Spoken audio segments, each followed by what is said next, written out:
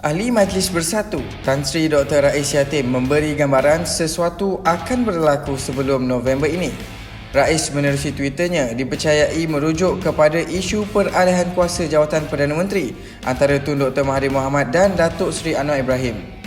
Rais ketika dihubungi Sinar Harian berkata meskipun Tun Dr. Mahathir memutuskan untuk melepaskan jawatan pada November ini, namun ramai mendesak agar satu tarikh mengenai perkara itu dimuktamadkan. Katanya tindakan itu keterlaluan kerana jawatan Perdana Menteri mempunyai beberapa aspek kebitaraan termasuk perlembagaan legislatif yang di-Pertuan Agong dan lain-lain.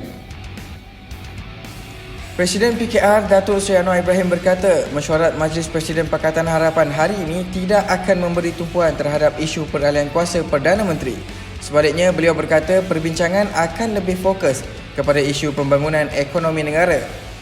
Mengulas lanjut, Anwar mengulangi kenyataan tiada siapa yang wajar diberi tekanan dalam isu peralihan kuasa setelah Perdana Menteri Tun Dr. Mahathir Mohamad memberi jaminan ia akan berlaku selepas sidang kemuncak kerjasama ekonomi Asia Pasifik APEC November ini.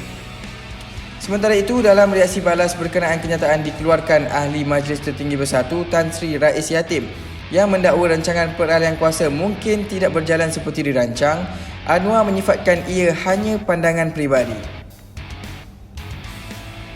Kementerian Kesihatan Singapura mengesahkan satu lagi kes jangkitan COVID-19 di Republik itu, menjadikan jumlah keseluruhan setakat ini meningkat ke 85 kes.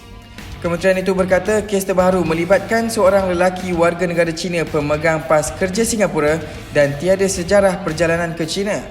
Kementerian itu berkata lelaki terbabit disahkan dijangkiti COVID-19 pagi semalam dan ketika ini berada di wad isolasi Pusat Kebangsaan bagi penyakit berjangkit. Angka korban akibat demam lasa di Nigeria meningkat kepada 103 orang, kata pihak berkuasa kesihatan. Pusat Kawalan Penyakit Nigeria dalam laporannya berkata jumlah kes yang disahkan meningkat dari 115 minggu lalu kepada 586 kes di seluruh negara. Pusat kawalan itu berkata kematian terbaru dicatatkan di hub ekonomi Lagos.